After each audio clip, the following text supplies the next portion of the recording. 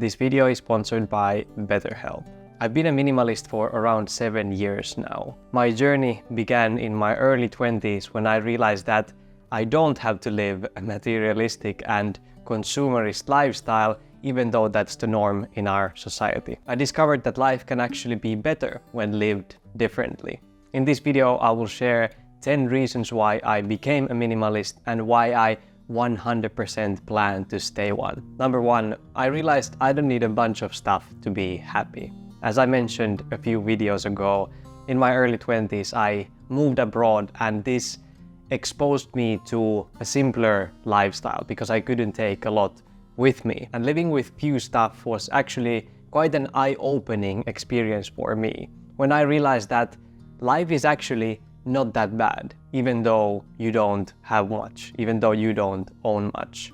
Actually, life can feel pretty light mentally. I started to little bit question the social norms and reassess my own values and priorities, and for the 20-year-old me, this raised the question, if happiness doesn't come from acquiring things, then where does it come from? In the next points, I will talk about this even more. Number two, I prefer tidy and well-organized spaces. Knowing exactly where everything is located saves so much time and reduces the stress of not finding things exactly when you need them. I believe that the fewer possessions you have, the easier it will be to keep your home organized. Decluttered environment means usually a decluttered mind, and doing this makes your home a calm, a peaceful place, rather than a place where you always feel stress because everything is so messy all the time. Number three, our spending and consumption are out of hand, and personally, I don't want to contribute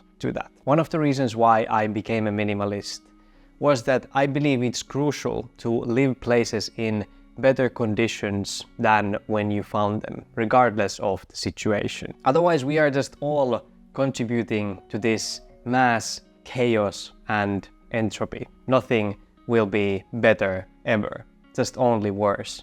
And I don't like that idea. I believe that if you cannot do these small things right in your life, how can we do the big things right as a society or even individually? So for me, minimalism is also a form of activism against this overconsumption and its environmental impact. But this can sometimes be hard in our consumerist society because you have to explain yourself and explain your decisions, why you are not buying this or why you are doing that, why are you living like a monk. The social pressure can understandably cause anxiety, especially if you don't have a lot of like-minded people around you. And here I want to say thank you to BetterHelp for sponsoring this video and helping me improve my mental health. Sometimes sharing life experiences can be hard. You might feel like there are these things that you just cannot talk about, thinking that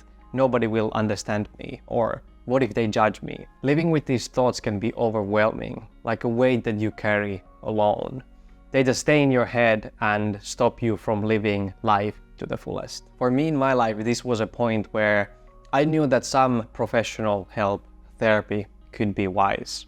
And quickly, the BetterHelp calls became like a safe space where I could voice any thoughts, emotions, or experiences free of judgment. It became a confidential environment where I knew that I was not alone. These conversations and the advice that I received helped me find clarity, relief, and a path forward. The things that once felt so daunting have so much less power now over me and feels so much easier to manage. BetterHelp connects you to a therapist who is trained to listen and give helpful, unbiased advice. First, you go to their site and answer a few questions to help them understand your situation better. And what I like about BetterHelp is how quickly you can get started.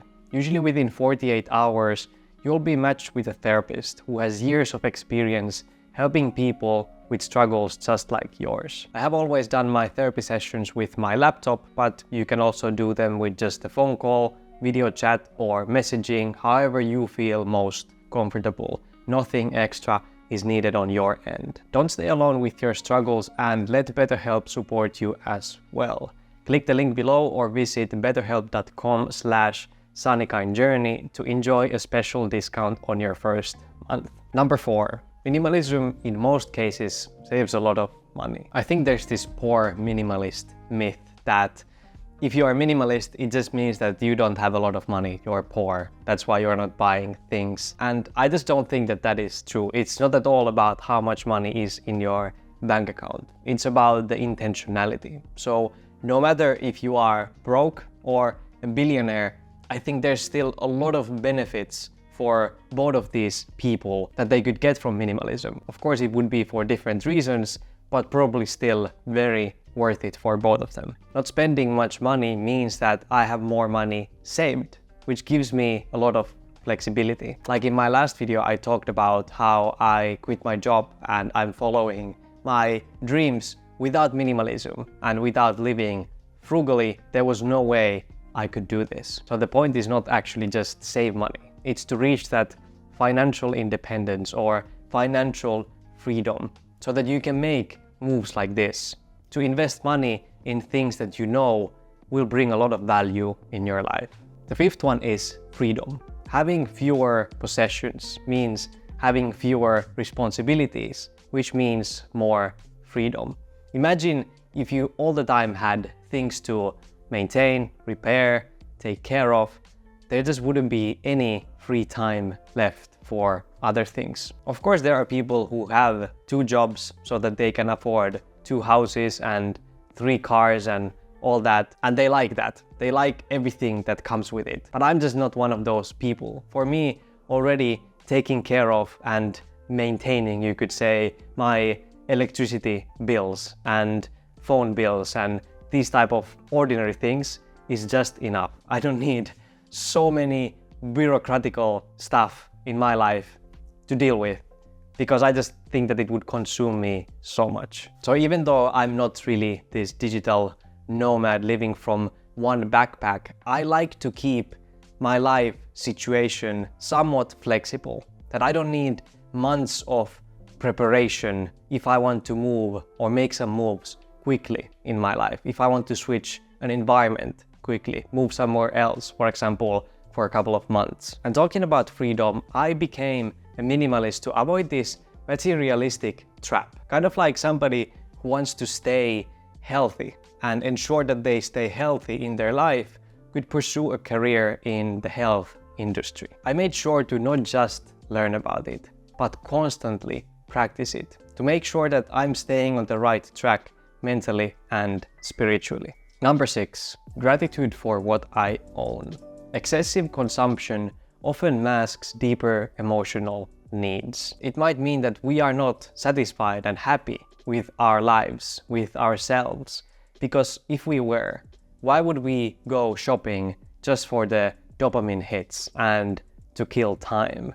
What would be the point of that? I think ultimately our material possessions are a physical manifestation of our internal lives, how we feel. And I became a minimalist to appreciate my possessions and my free time activities more, to feel that I already have enough and let go of this constant need for more. It's a way to prioritize quality over quantity, and every time I do these decluttering sessions, this gratitude for the things that I own just becomes stronger and stronger when I'm making those decisions, whether I'm letting this go or not, and remembering why these certain things are so important to me and why these other things are not. Number 7, I became a minimalist to challenge myself.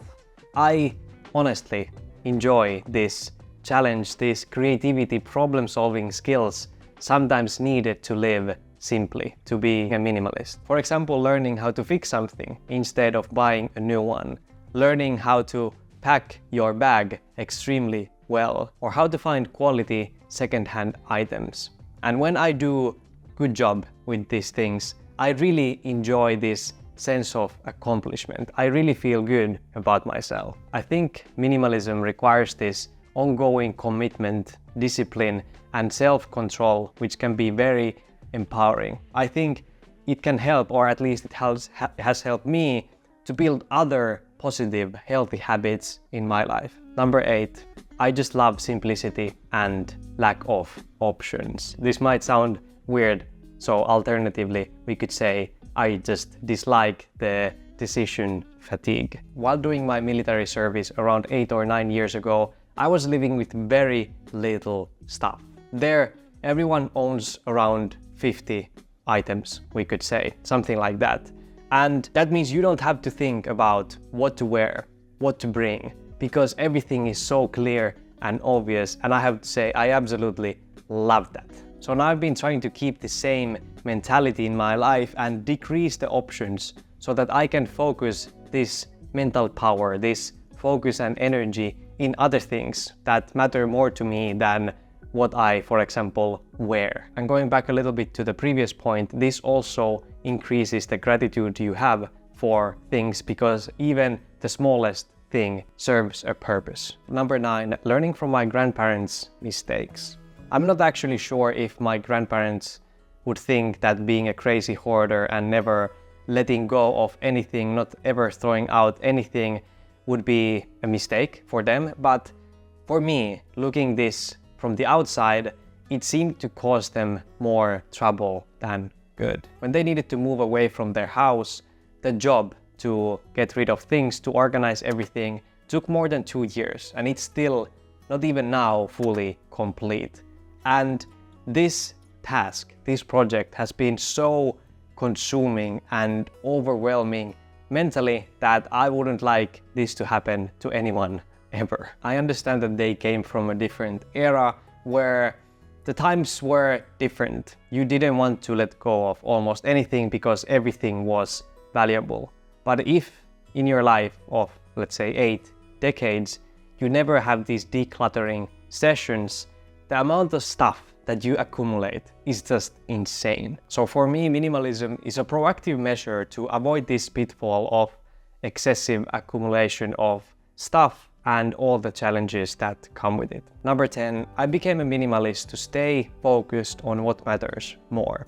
And this is something that I believe to be the key to the real happiness, lasting happiness. The happiness that comes from within, living aligned with your values and living in the present. For me, minimalism makes it so easy to reduce these distractions and stay aligned with my values and priorities. Some of these are my health, relationships, compassion, self-expression, nature, and honesty. If I wasn't a minimalist, I think there would be some obstacles on my way to live aligned with these. For example, needing to always know what's trendy, staying always productive, keeping up with the Joneses, or seeking constant pleasure. By becoming a minimalist, I have found way greater freedom, clarity, and fulfillment in my life than these could ever give me. Thank you so much for watching. Click the link below to check out better help, and remember to stay kind and meaningful in your own beautiful journey.